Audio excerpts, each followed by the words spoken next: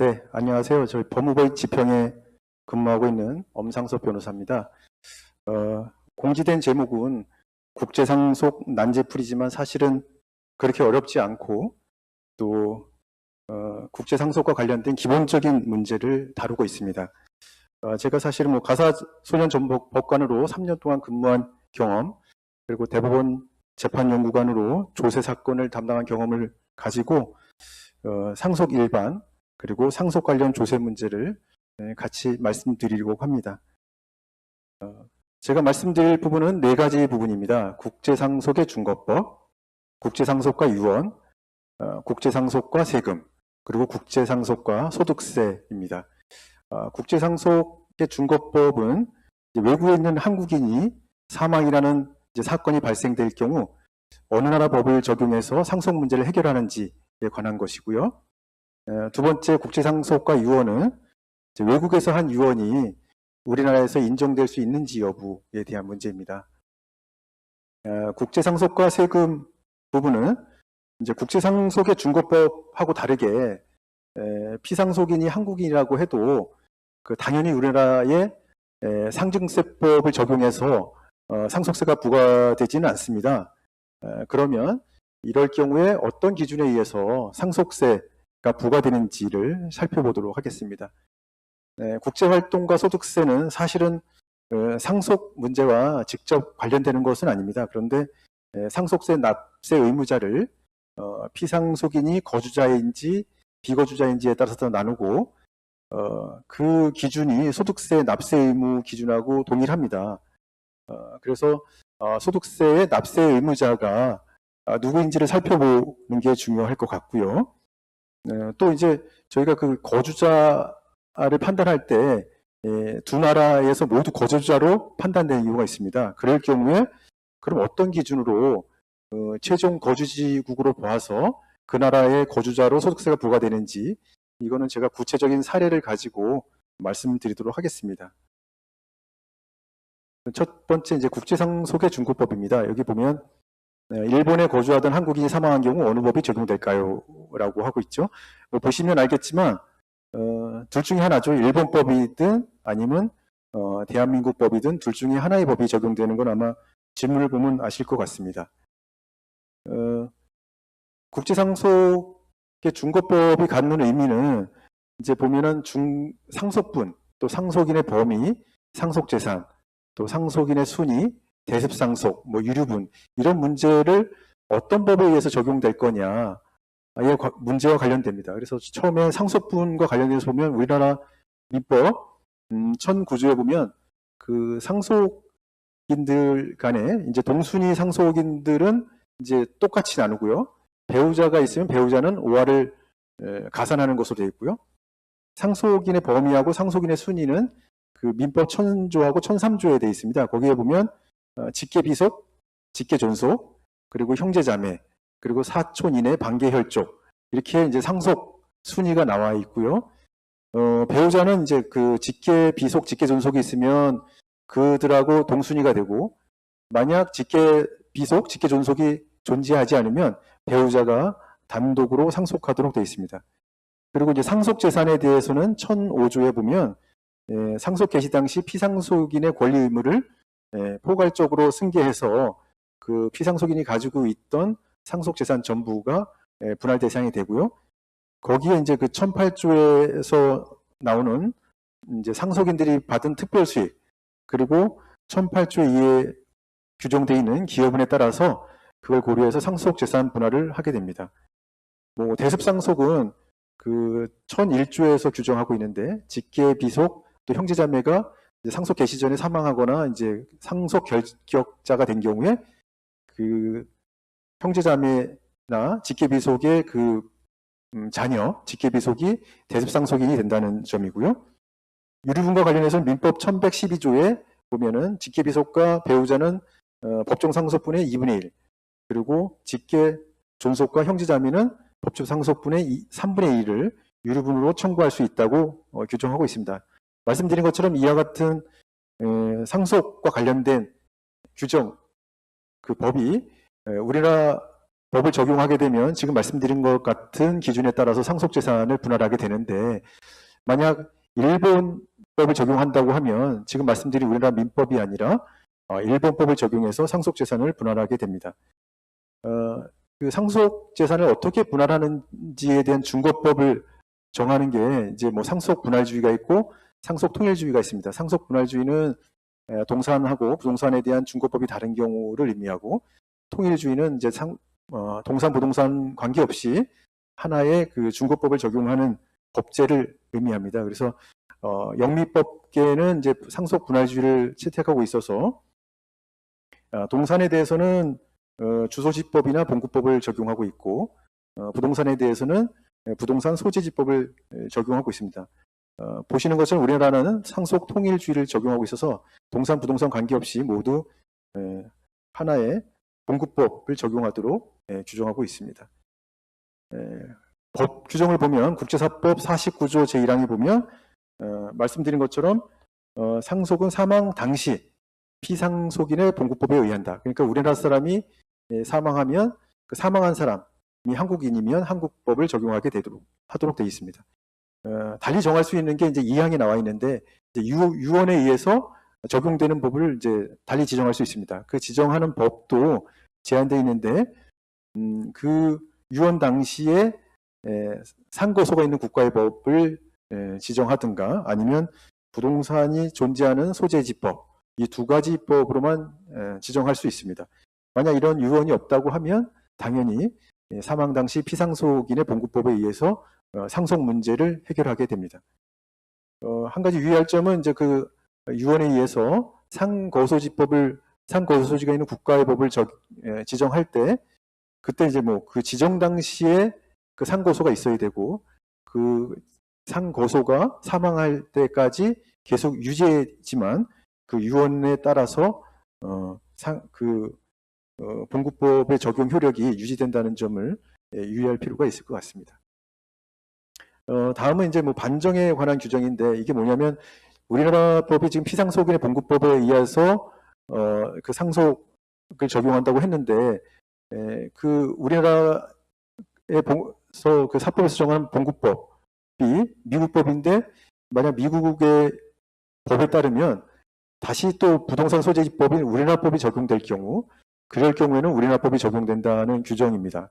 그러니까 50조 9조 1항에 있는데, 그 마지막 사례가 그겁니다. 한국에 거주하던 미국 시민권자가 사망한 경우, 그럴 경우에는 이제 우리 피상속인의 본구법인 미국법을 적용하게 되어 있는데, 미국의 주법에는 대부분 그 부동산에 대해서는 부동산 소재지법, 즉 이제 한국법이 적용되도록 돼 있어, 만약 한국에 부동산이 있다고 하면 한국법이 적용됩니다.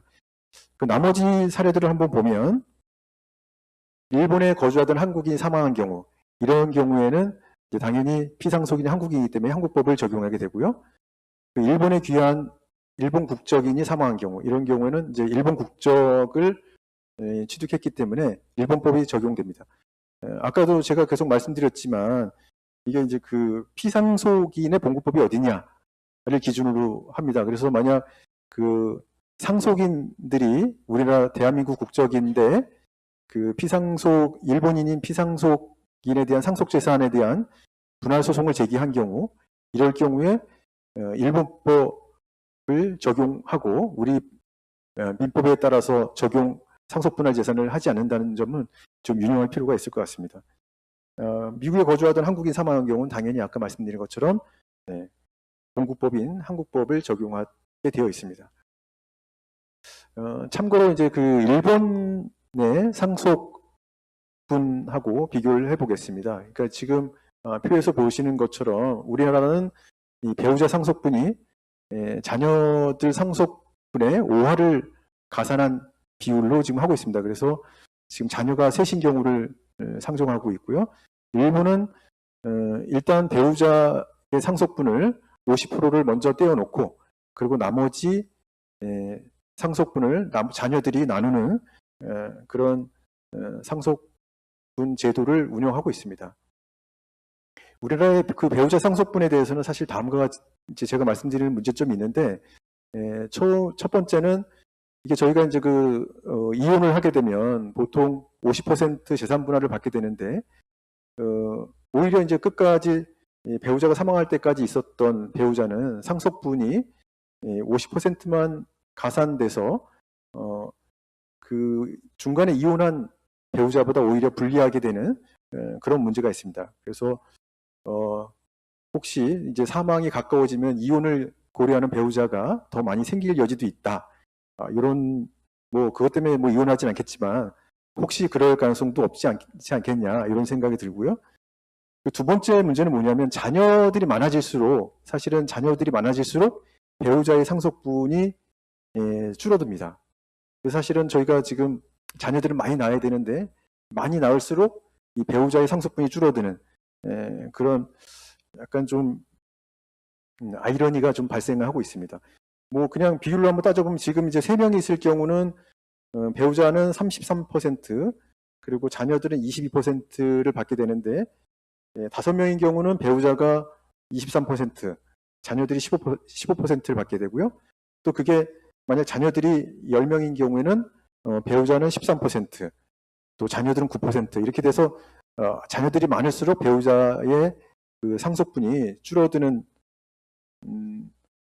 줄어들게 된다는 것을 확인할 수 있을 겁니다. 사실은 제가 이런 불합리가 있어서 제가 상속재산 분할 재판을 할 경우에 일단 배우자의 기여분을 많이 인정하는 쪽으로 해서 최소한 30% 이상 배우자 기여분을 적용을 하고, 그만큼 배우자 몫을 떼놓고 나머지를 이제 자녀들이 분할하는 것으로 결정을 하기도 했는데, 문제는 이제 대법원이 아직도 이런 배우자의 상속에 관한 기여분을 인정하는데 좀 인색한 그런 판결을 하고 있어서, 이게 어떤 법적으로 좀 보완이 필요한 게 아닌가, 이런 생각을 합니다. 혹시 한 가지 방법이 있다면, 이 남편이 돈이 많다고 하면 남편을 일본으로 귀화시키면 본인의 상속분 50%를 확보할 수 있지 않을까, 이런 생각을 해볼 수 있을 것 같습니다. 다음은 이제 한국에 거주하는 이제 미국 시민권자가 이제 사망한 경우 유류분 반환 청구권이 가능하냐. 이게 이제 서울고등법원에 있었던 2018년도에 있었던 2018나 20058889 사건 관련 사건인데요.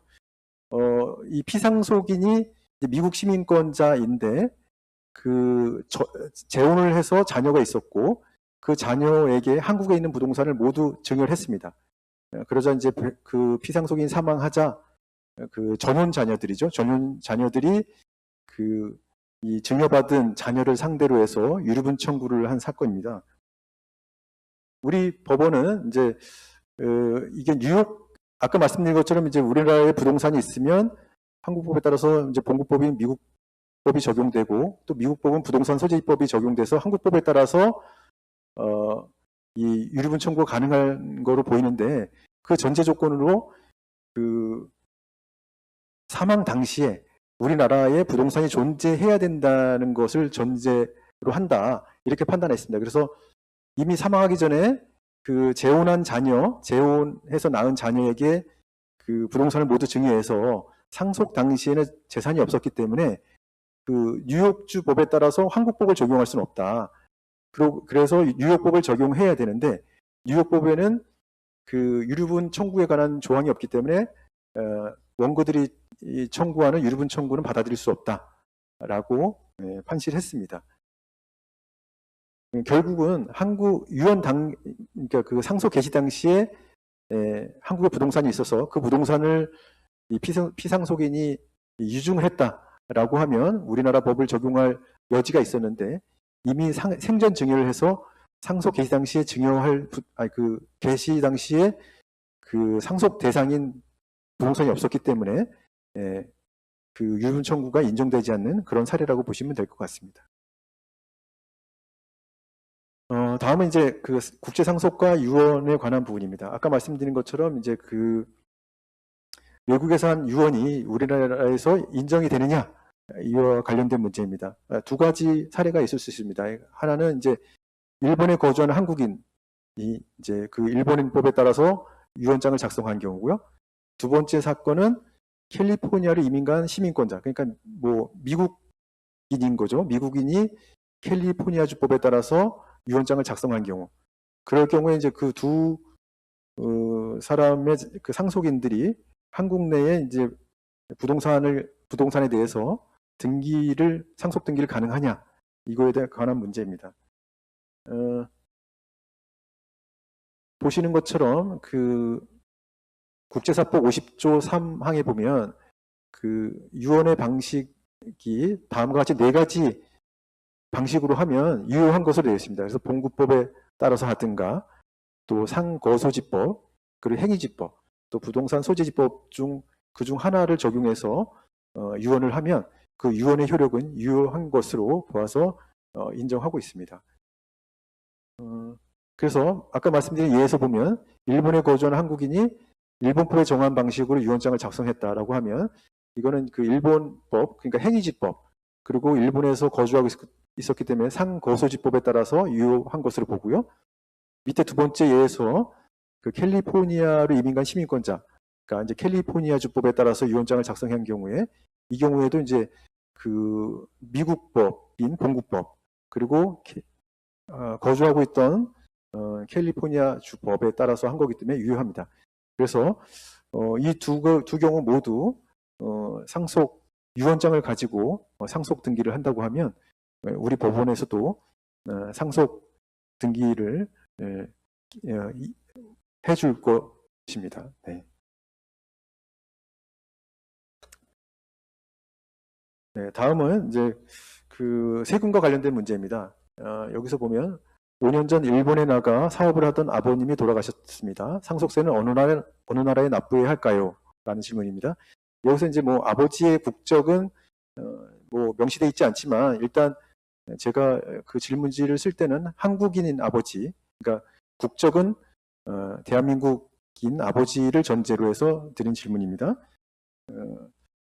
뭐 아까 말씀드린 것처럼 그 상속에 대한 중거법은 아버지 봉구법이 우리나라 민법이 적용됩니다. 따라서 이제 뭐 상속분을 어떻게 할지, 상속재산은 뭐로 봐야 될지, 또 유류분 청구가 가능한지 여부는 우리나라 법의 민법을 적용해서 분할하도록 하고 있습니다. 그런데 상증세법은 그 피상속인의 봉구법에 따라서 상속세를 부과한다, 이렇게 되어 있지는 않습니다. 따라서 우리나라 법이 어떻게 되어 있는지를 살펴보고 어느 나라에서 상속세를 납부해야 될지를 살펴보도록 하겠습니다. 뭐 일반론으로 보면 그 상속세는 이제 피상속인의 재산을 기준으로 해서 부과하는 유산세 방식하고, 또 상속인을 기준으로 부과하는 유산취득세 방식이 있습니다.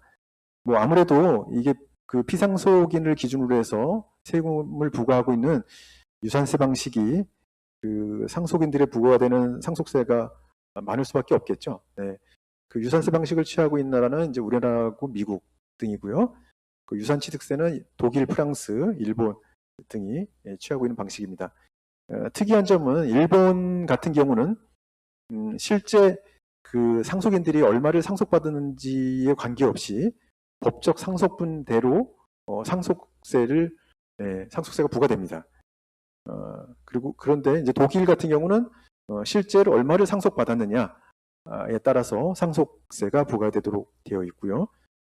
또 증여세와 관련돼서 밑에 보시면 우리나라는 사실은 증여세는 그 상속받은 수증자가 증여세를 내도록 되어 있는데, 미국 같은 경우는 증여를 한 증여자가 증여세를 내도록 하고 있어서 좀 특이해, 서로 다른 제도로 운영되고 있습니다.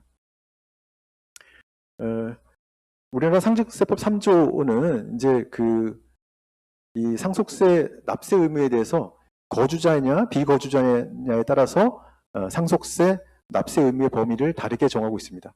그래서 거주자라고 하면 그 상속재산 전부가 과세 대상이 되고요. 비거주자라고 하면 국내에 있는 상속재산이 과세 대상이 됩니다. 그 상증세법 2조 제8호에는 이제 거주자에 대해서 규정이 나오는데요. 그 개념의 밑에 보면은 국내에 주소를 두거나 180일 이상 거주를 둔 사람을 거주자로 보고 있습니다. 이거는 이제 그 소득세법 1조의 2 제1항 제1호의 거주자의 정의 규정하고 동일합니다. 또 상중세법 시행령에는 그 주소와 거소 또 거주자, 비거주자의 판정은 소득세법 시행령에 따라서 정한다라고 규정하고 있어서 소득세법에서 그 거주자를 어떻게 규정하고 있는지 살펴볼 필요가 있을 것 같습니다. 그래서 그 소득세법 시행령에는 그 이제 183일 이상 계속해서 이제 그 거주할 것을 필요로 하는 직업을 가지고 있거나 그 생계를 같이 하고 있는 가족이나 경제적인 상태, 뭐 직업 때문에 183일 이상 거주할 것처럼 보이면 그 사람은 그곳에 주소를 두고 있는 것으로 그렇게 판정을 하고 있습니다. 그래서 피상속인이 실제 아까 이제 그 일본에 거주하고 있는 피상속인이라고 하더라도 그 피상속인이 그 가족원들이 거주하고 있는 곳이나 그 재산의 소재지 등을 고려했을 때 한국의 거주자로 판정될 여지도 충분히 있습니다. 그럴 경우에는 한국에 있는 모든 재산이 상속세 과세 대상이 됩니다. 거주자하고 비거주자 사망에 따라서 상속세 과세에 어떤 차이가 있느냐 보면 이제 뭐 과세 대상에 대해서는 제가 말씀드렸으니까 그거 그 2번은 뭐 생략하고요. 첫 번째 상속세 신고 납부 기한이 그 거주자인 경우는 이제 상속 개시일이 속하는 달의 말일부터 6개월 이내. 그러니까 만약 오늘 사망하셨다고 하면 그 이번 달 말일부터 그 6개월 내니까 올해 12월 말까지 상속세 신고를 해야 되는데 비거주자인 경우는 그게 9개월로 늘어나서 내년 3월 말까지 상속세 신고를 하면 되고요.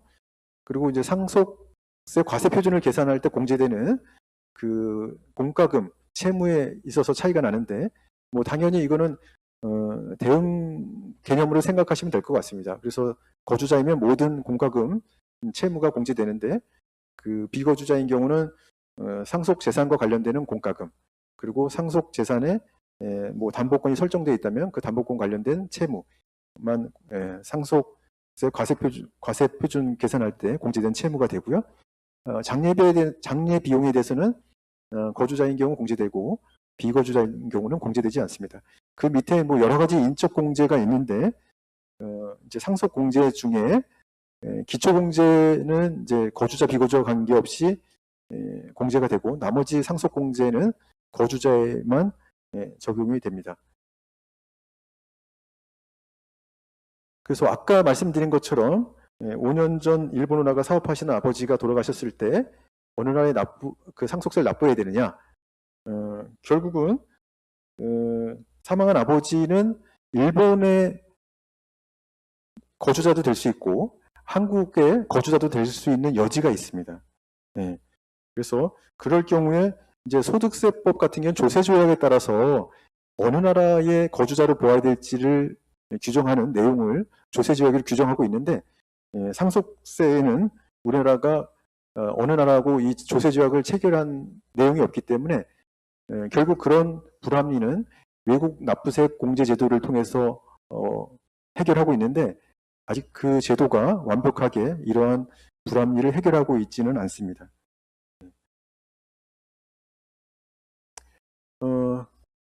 이제 뭐 우리나라 사람이 이제 일본에 재산을 둔 경우 또 일본 사람이 우리나라에 재산을 둔 경우에 그거를 숨기고 뭐 소득 신고나 상속세 신고를 할 수 있느냐 뭐 이런 의문을 가질 수 있는데 뭐 그 이름도 되게 좀 어려운 것 같아요. 뭐 다자간 조세행정 공조 협약 또 뭐 다자간 조세정보 자동 교환 협정 뭐 이런 거에 따라서 그런 재산에 대한 파악이 모두 가능하다고 하고 있습니다. 따라서 이제 그런 거를 피하려고 오히려 이제 그 과소 신고를 하게 되면 부당 과소 신고 가산세의 제재를 받는 등 또 예기치 않은 피해를 받을 수 있으니까 거기에 대해서는 아마 좀 주의를 하시고 진행해야 될 필요가 있을 것 같습니다. 국제활동가 소득세 아까 말씀드린 것처럼 이제 뭐 그 소득세에 대해서는 저희가 이제 조세조약이라는 문제로 이런 이중 거주자에 대한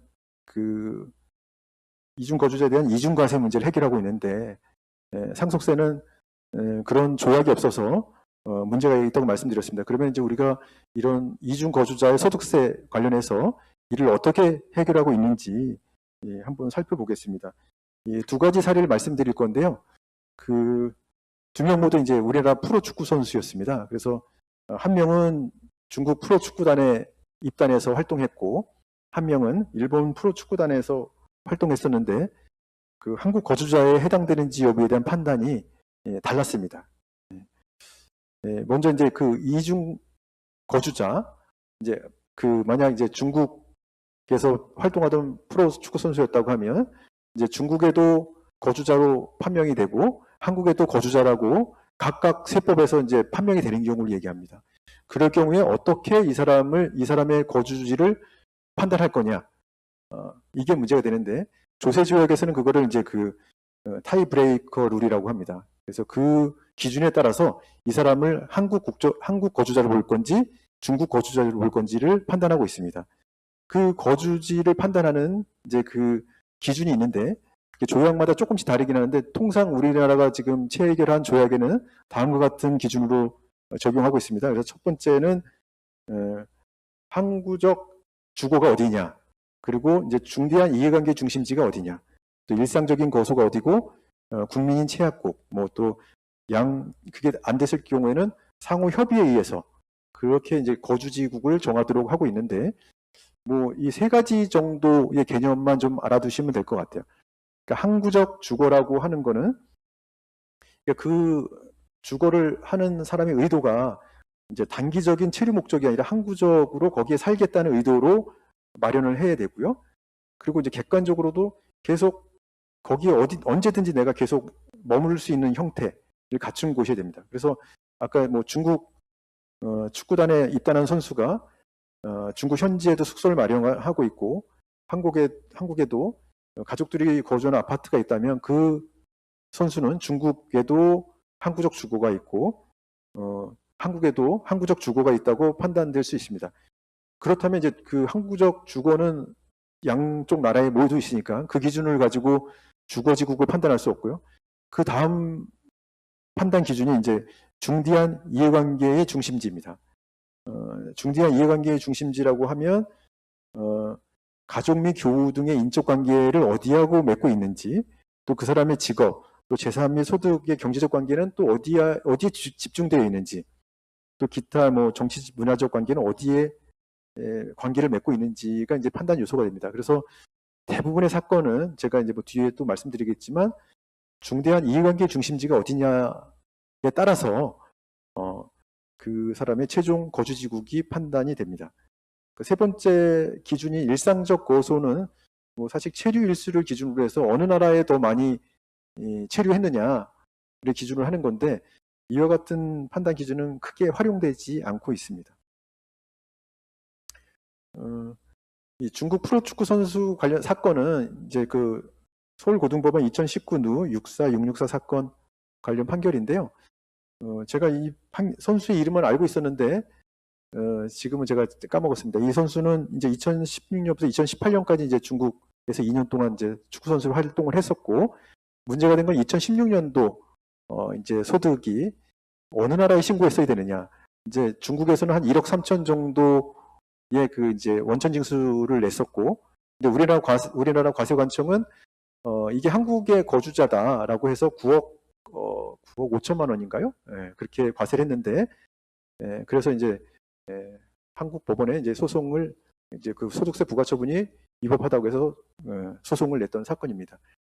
한국 거주자인가는 이제 제가 아까 이제 소득세법에 따라서 이제 그 경제적 이행 뭐 그런 이 사람이 183일 이상 거주할 정도의 뭐 가족 관계나 재산 상태가 있느냐, 이걸 가지고 뭐 따집니다. 그래서 밑에 보면 2015년까지 이제 한국에서 프로 축구 선수 생활을 했었고, 또 그 아파트에 배우자 및 자녀가 거주하고 있고, 또 2010년에 또 150일 정도 한국에 거주했고, 또 중국에서 받은 소득을 송금해 갖고 이제 그 가족들이 이제 생활비를 사용했고, 2017년도엔 또 국내에서 부동산을 사용하기도 했고, 따라서 이 사람의 그런 가족 관계나 재산 관계를 비춰보면은 이제 한국에 거주하는 한국 거주자에 해당된다.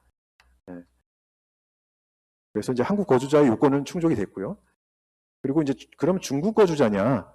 그러면 이제 만약 이제 한국 거주자만 되고 중국 거주자가 안 되면 당연히 이 조세 조약 여부는 갈 필요가 없는 겁니다. 근데 이 중국 거주자인지 여부를 따져보니까 중국 세법상 중국 거주자는 호적, 뭐 가정, 경제적 이해관계로 중국 국경 내에 습관적으로 거주하는 개인이라고 했는데 그런 요건들을 따져보면 이 사람도 중국의 거주자인 건 맞다.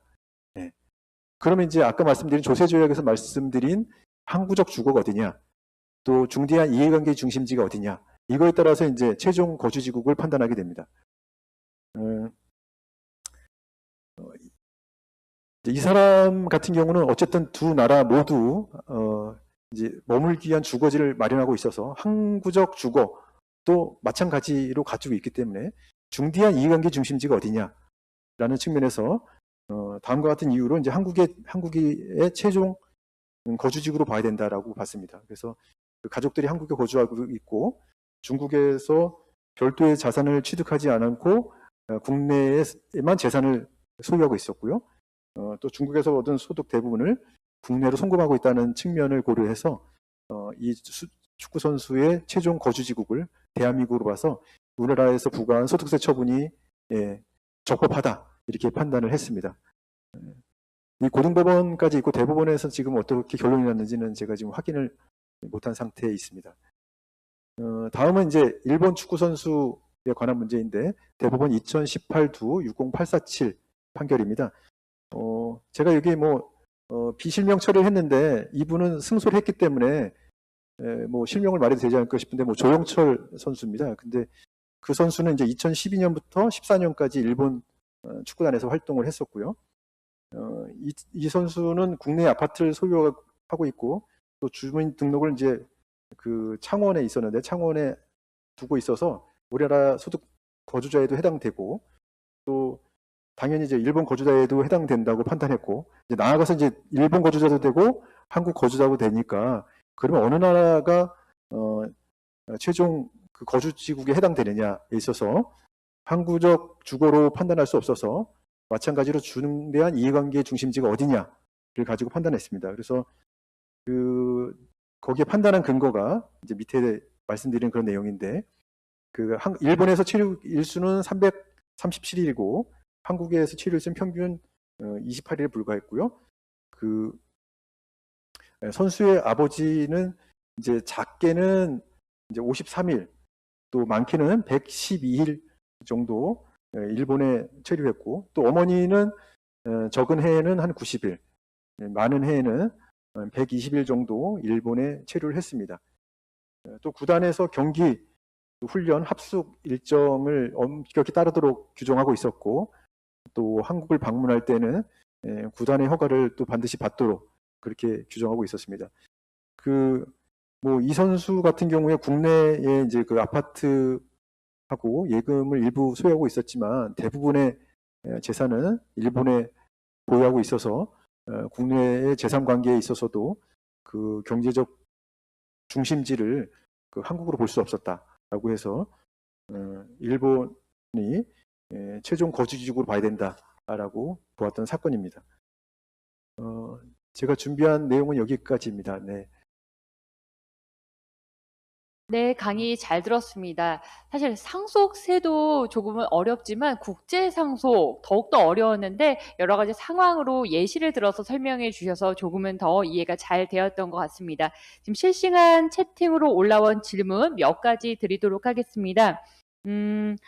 칭찬 댓글이 굉장히 많네요. 네, 질문 드리도록 할게요. 부모님은 한국 거주 중이나 호치민에 부동산이 있습니다. 상속을 받는 것보다 미리 증여를 받는 것이 유리할까요? 라는 질문이 올라왔네요. 그러니까 부모님은 한국 분이고. 네, 그런데 호치민에 부동산이 있는데 상속을 받는 게 나을까? 혹은 미리 증여받는 게 유리할까라는 고민을 가지고 계신가 봐요.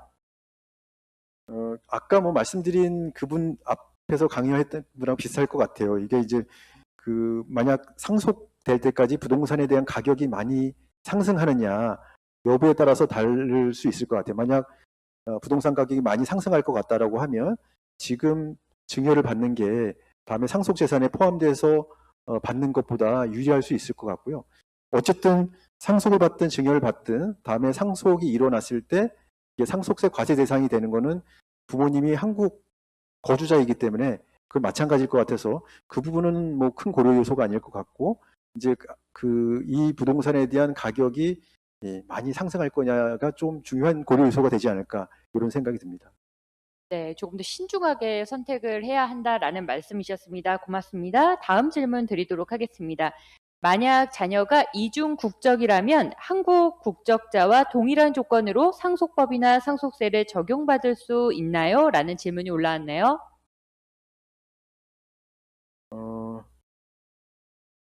이중 국적일 경우에는 제가 사실 이게 어느 법을 적용해 공급법이 두 개이라서 그럴 경우에 이제 선택적으로 할 수 있는지 요거는 제가 좀 고민을 좀 해봐야 될 것 같은데 그거는 지금 아직 국제사법에 딱히 적용 법조가 없어서 그 판단 기준은 제가 좀 고려를 해봐야 될 것 같습니다. 뭐 개인적으로 질문을 주시면 제가 답변을 하도록 하겠습니다.